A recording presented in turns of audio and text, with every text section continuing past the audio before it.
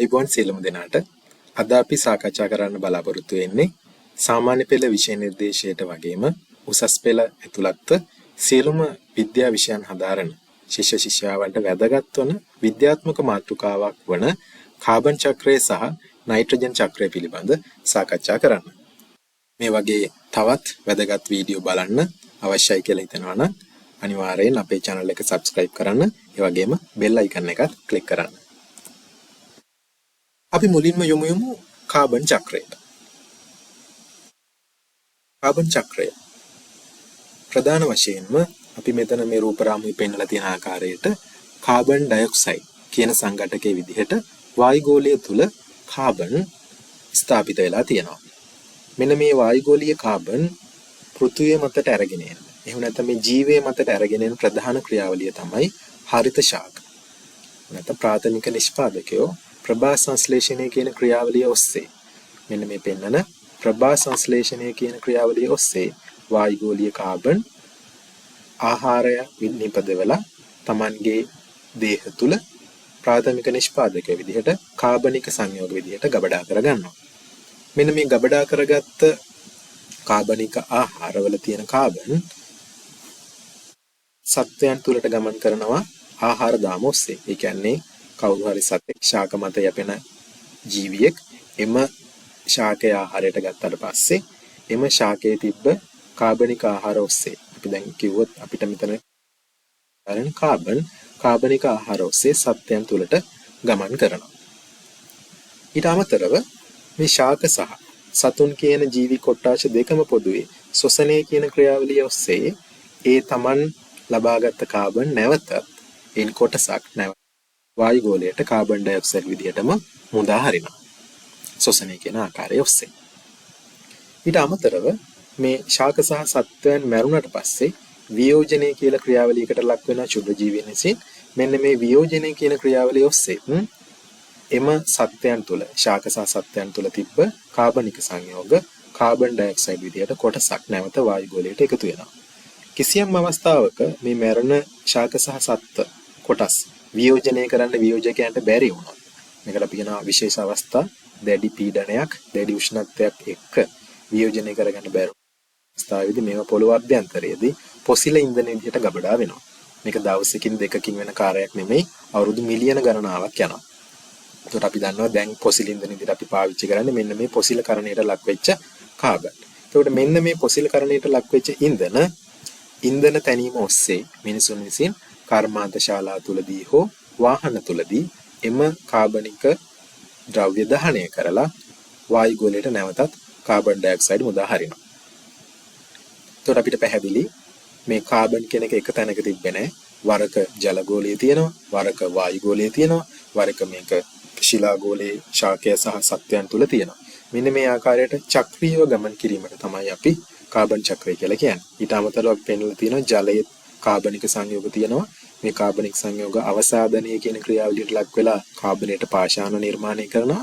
ඒ වගේම ජලයේ සිදුවෙන විවිධ රසායනික ක්‍රියාවලි වෙනස් වීම තුළින් භෞතික සහ රසායනික විපර්යාස වල ලක් වෙලා මේ කාබනිකට පාෂාණ නැවතත් දියවීමට ලක් වෙලා ජලය තුල කාබනික සංයෝග හදනවා. මේකත් චක්‍රීයව ගමන් කරනවා. මෙන්න මේක තමයි කාබන් චක්‍රය අපිට සරලව හඳුන්වන්න පුළුවන්. ඊළඟට අපි යමු නයිට්‍රජන් චක්‍රය දෙසට. පෘථිවියේ ප්‍රධානම නයිට්‍රජන් ගබඩා කරලා තියෙන ස්ථානය තමයි වායුගෝලය. එක පමණ ප්‍රතිශතයක් තියෙන්නේ නයිට්‍රජන්. මේ නයිට්‍රජන් තිර කරන ප්‍රධාන ආකාර තුනක් තියෙනවා. ඒ ආකාර තුන තමයි ජෛවීය තිර කිරීම, වායුගෝලීය තිර කිරීම, කාර්මික තිර කිරීම. මේ අපි පෙන්නලා තියෙන්නේ ජෛවීය තිර කිරීම. මොකද මේ ජෛවීය තිර කිරීම කියලා කියන්නේ පසේ ජීවත් වෙන ඇතැම් ශුද්ධ ජීවීන්. මේක හැමෝටම හැකියාවක් නෑ. සමහර ශුද්ධ ජීවීන්. විශේෂයෙන් නිදහසේ ජීවත් වෙන එක් බැක්ටීරියාවක් ඉන්නවා ඇසටෝබැක්ටර්. ඊට අමතරව රනිල ශාකවල මූල ගැටිතිවල සහජීවීව වාසය කරන රයිසෝබියම්. මේක ප්‍රසිද්ධ බැක්ටීරියාවක් නේද? ඔයාලා දන්න රයිසෝබියම් කියන බැක්ටීරියාවත් ඒක දෙන්නටම හැකියාවක් තියෙන වායුගෝලීය නයිට්‍රජන් ඍජුවම අවශෝෂණය ඇමෝනියම් අයන නැත්නම් අණ්ඩ ගණනාවකින් දක්වලා තියෙන නයිට්‍රජනීය සංයෝග. අර වායුමය ස්වභාවයෙන් තිබ්බ නයිට්‍රජන් ඍජුවම අවශෝෂණය කරලා නයිට්‍රජනීය සංයෝග බවට පත් කරලා පස්සට ලබා දෙන්න, එහෙම නැත්නම් ශාකවලට ලබා දෙන්න හැකියාවක් මෙන්න මේ කියන ක්ෂුද්‍රජීවි කාණ්ඩ දෙකට තියෙනවා. ඊළඟ ක්‍රමයේදී මේක සිද්ධ වෙන විශේෂයෙන් අකුණු ගැසීම වගේ ක්‍රියාවලිය වලදී මේක විශාල ශක්තියක් ජනනය වෙන අකුණු ගැසීමේදී එහිදී වායු ගෝලයේ තියෙන නයිට්‍රජන් සහ ඔක්සිජන් අණු එකිනෙක ප්‍රතික්‍රියා කරලා නයිට්‍රික් ඔක්සයිඩ් සහ නයිට්‍රජන් ඩයොක්සයිඩ් NO එහෙම නැත්නම් NO2 කියන වායු වර්ග දෙක බවට පත් වෙනවා. මේ වායු වර්ග වර්ෂා ජලයත් එක්ක දිය වෙලා පසට එකතු වෙනවා. ඊට පස්සේ ශාකවලට මේවා අවශෝෂණය කරගන්න පුළුවන් රසායනික ක්‍රියාවලියක් තුලින්.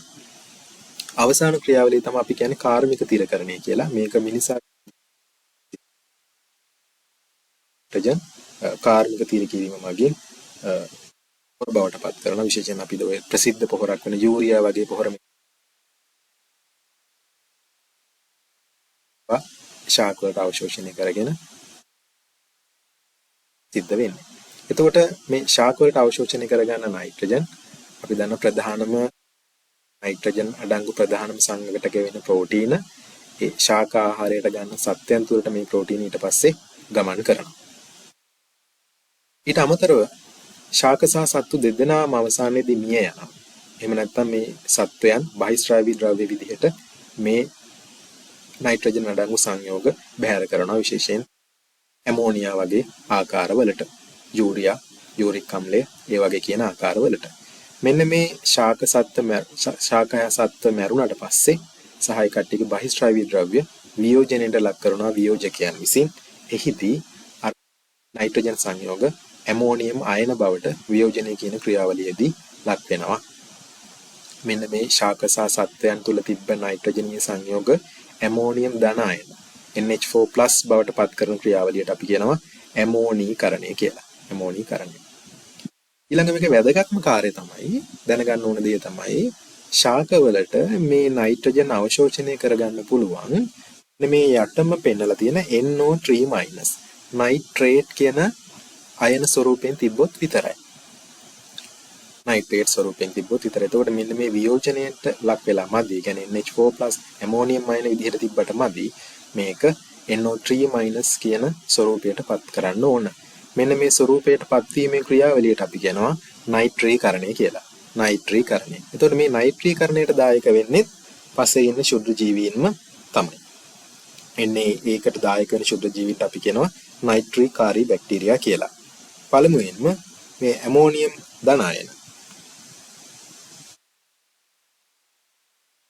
නයිට්‍රයිට් බවට NO2- බවට පත් කරන බැක්ටීරියාවක්. ඒකට කියන්නේ නයිට්‍රොසොමනස්. මේ නම් හොඳට මතක තියාගන්න ඕන. නයිට්‍රොසොමනස් බැක්ටීරියාව තමයි මෙන්න මේ ක්‍රියාවලියට දායක වෙන්නේ NH4+ NO2- බවට පත් කරන ක්‍රියාවලිය කරන්නේ.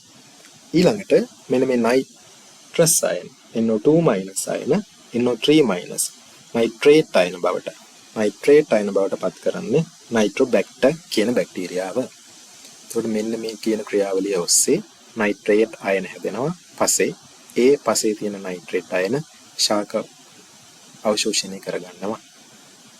ඒ අවශෝෂණය කරගත්තට පස්සේ ප්‍රෝටීන සංයෝග හදනවා ශාක තුල. ඒ ප්‍රෝටීන සත්වයන් තුලට ගමන් කරනවා. තවත් පසේ ඉන්න වැදගත් බැක්ටීරියා කාණ්ඩයක් ඉන්නවා. එයාලට අපි කියන්නේ නයිට්‍රීහාරී. මුලින් කිව්වේ නයිට්‍රීකාරී.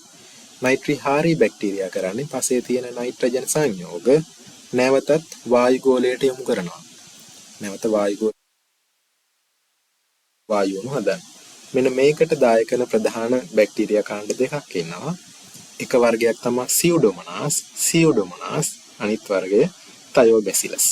මේ කට්ටිය කරන්නේ අර පසේ තියෙන නයිට්‍රේට් යලිත් වායුගෝලීය නයිට්‍රජන් බවට පත් කරන ක්‍රියාවලිය.